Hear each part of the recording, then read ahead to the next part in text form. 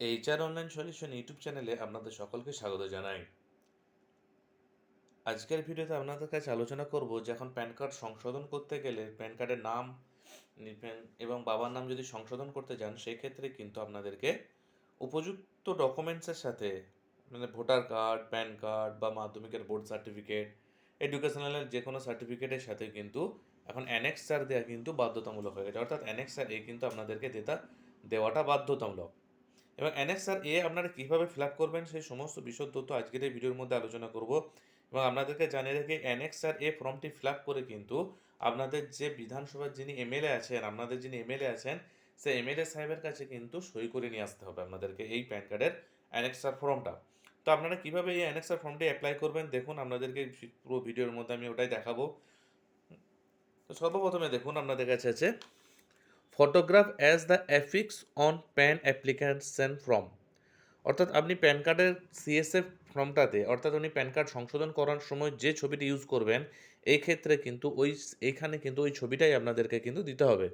Same ছবি কিন্তু আপনাকে এখানে দিতে হবে। অর্থাৎ একটা প্যান কার্ড সংশোধন করতে গেলে কিন্তু আপনাকে সেম ছবি কিন্তু তিন কপি কিন্তু আপনাকে দিতে হবে। তারপরে দেখুন এখানে লেখা আছে I here certify that I Shrimati Kumari. অর্থাৎ আপনি যে লেভেল হবেন সেটি এখানে টিক দেবেন, দিয়ে এখানে লিখবেন আপনার নাম, অর্থাৎ আপনার যে অ্যাকচুয়াল যে নেমটি আছে সেই নেমটি আপনি এখানে লিখবেন। ধরুন আমি যে প্যান কার্ডটা সংশোধন করছি সেই প্যান কার্ড ব্যক্তির নাম সাপোজ ধরুন রবি দাস, RABIDAS, রবি দাস। বাবার নাম হচ্ছে প্রদীপ দাস।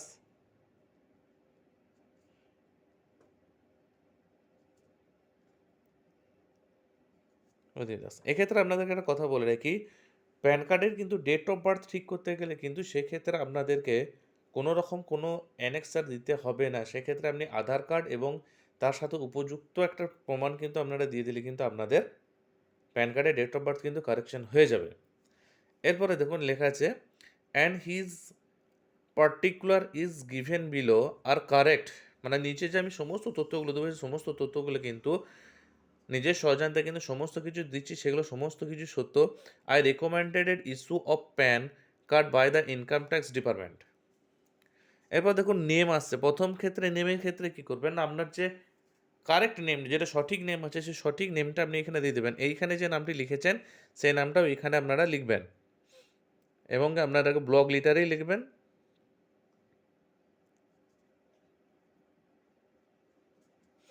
তারপরে দেখুন ফাদার নেম আছে, ফাদার নেমটাও এখানে ব্লক লেটারেই লিখবেন।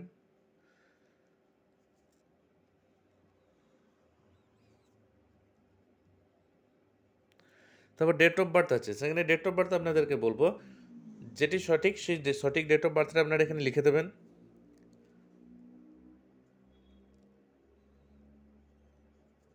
যেমন ধরুন এটা এই ব্যক্তির কিন্তু ডেট অফ বার্থ হলো।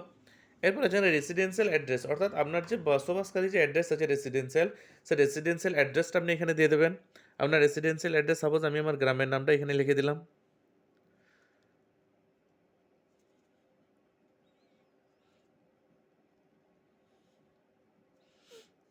এবং পোস্ট অফিস দিয়ে দেবেন।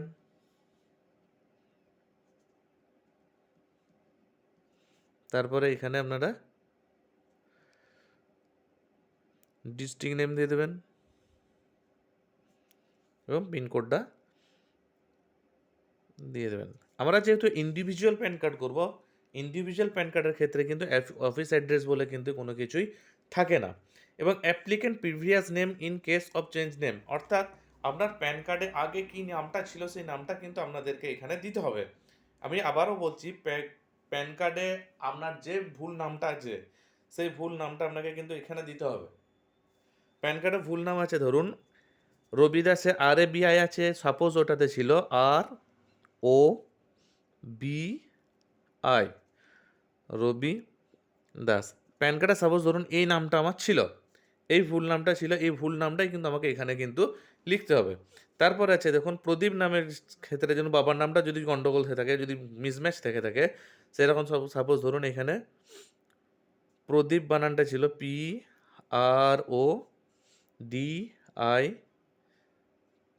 প্রদীপ। ব্যাস, ব্যাস। এতটুকুভাবে কিন্তু আপনাকে ফিল করতে হবে। এই ফিল কিন্তু আপনাকে করে আপনার যে এমএলএ সাহেব আছেন, সেই এমএলএ সাহেবের কাছে গিয়ে আপনাকে এটি সই করে নিয়ে আসতে হবে। এমএলএ সাহেব এখানে ওনার সমস্ত তথ্য কিন্তু দিয়ে দেবে। এবং আপনাদেরকে বলি, যখন এই ফর্মটি নিয়ে আসবেন, সেক্ষেত্রে এমএলএ সাহেবের যে বিধানসভার যে আইডেন্টিটি কার্ড আছে, সেই আইডেন্টিটি কার্ডের একটা জেরক্সও কিন্তু আপনাদেরকে সঙ্গে নিয়ে নিতে হবে। আশা করছি আপনাদেরকে বোঝাতে পারলাম। এই এতটুকুই তথ্য আপনাদেরকে আজকে দেওয়ার ছিল। আমার এই ভিডিওটি যদি ভালো লেগে থাকে, অবশ্যই আমার এই ভিডিওতে একটি লাইক দেবেন, এবং আমার চ্যানেলে নতুন হয়ে থাকলে আমার চ্যানেলটিকে অবশ্যই সাবস্ক্রাইব করে দেবেন। ধন্যবাদ সম্পূর্ণ ভিডিওটি দেখার জন্য। ভালো থাকবেন, সুস্থ থাকবেন।